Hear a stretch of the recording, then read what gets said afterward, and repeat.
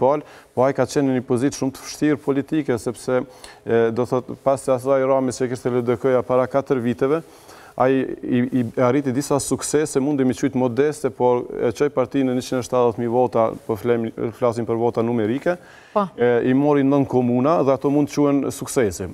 A kanë qenë pritjet më të mëdha? Kanë qenë pritjet më të mëdha, po ja që mirë po ka sukses. Tash unë e shoh Lumir Abdigjikun si lider që ai këto arritjet që i ka arrit për 4 vite, më së miri zbrit më poshtë, po ai synon që të ketë prapë rritje mbi këtë 170.000 voçin, edhe po ka frikë që bashkëpunimi. Po rritja e LDK-s dhe partive.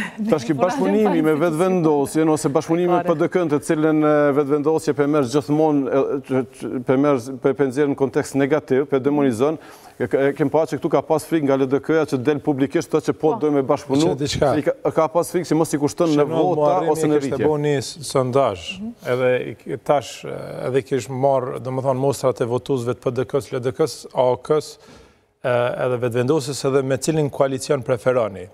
Mas shumë të votues të LDK-s e këshin preferu koalicionin me vetëvendosjen, bazë të atyre, dikun ke 36 ose 39%. Pastaj një koalicion mes LDK-s, PD-k-s edhe AOK-s ishte dikun 33%, nëse s'gaboj. Që është votuesi LDK-s, nuk është që nuk ka dhe preferencen për një koalicion potencial. Kështu dasha me përmbyll, sepse LDK-ja ku pretendon me u rritë, do me thonë këtë rritjen me vazhdu në rritje është, partia guxo tashmë nuk është guxo, po është shkrinë vetëvendosje plotësisht, shife Gërvallën, Pecin e tjerë.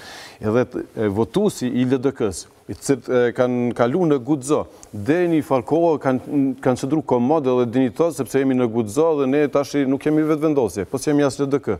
Tash gradualisht ata përshojnë që kanë hyrë në familjen e vetëvendosjes dhe ma nuk po ndihen aty komod. Edhe informacionet janë shumë të sigurta që një pjesë e madhe atyre që deri tash kanë shpresu që janë në guxo, e kanë kuptuar që nuk janë më në guxo, ata doin mu kthy prapë në LDK.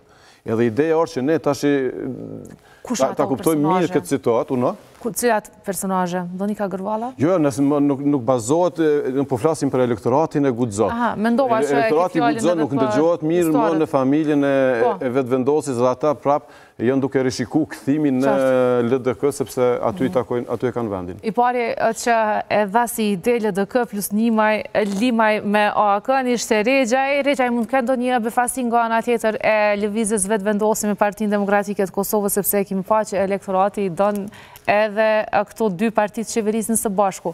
E shënjë qeverisje të mundshme pas këtyre zgjedhjeve nga partia e parë dhe e dytë? Jo, është e pamundshme. Dallimet janë as të mëdha mes PD-k-s dhe vetëvendosjes, sa nuk funksionon, se vetëvendosja kryesisht është formuar për njerëzve që janë larguar nga Partia Demokratike për shkak që veç me marr pjesë në pushtet.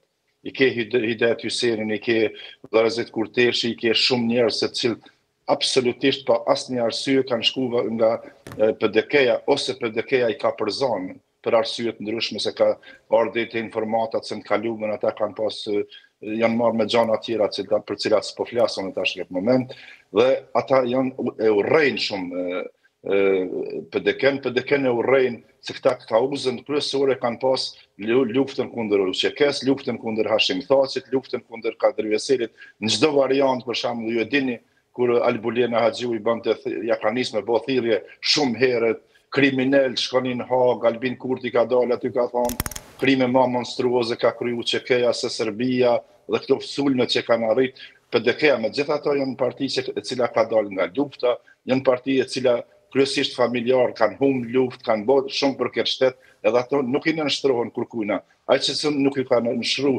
Miloševićit, nuk do të ne prit prej tina se i nënshtrohet Albin Kurtit edhe arrogancës tina i cili nuk e ka kulturën e qytetarëve të Kosovës. As për pushtet? As për pushtet? Nuk nënshtrohen? Absolutisht jo. Absolutisht kurrën e kurrës. Sa që janë Kadri Veseli, Hashim Thaçi gjallë, qoftë edhe në burg atje ku janë, edhe u denuan as u denuan, PDK-ja kur nuk lidh koalicion me vetëvendosje, në asnjë variant. Never say never. Është parti opozitor, është partia më e madhe, e cila synon që ta rivalizoj se cilën parti e cila është më e madhe derisa të arrijë pushtet, ashtu që nuk është e mendoj parim në demokraci. Edhe në shtete tjera që partia dytë, kur ka mundësi të bëhet partneritete me parti më të vogle, e njëjta të bëj me partinë e madhe, sepse humbet balanca, kush do tjetë pastaj ajo kundër pesha e një partijet madhe në një garë elektoral. Mundet të afroj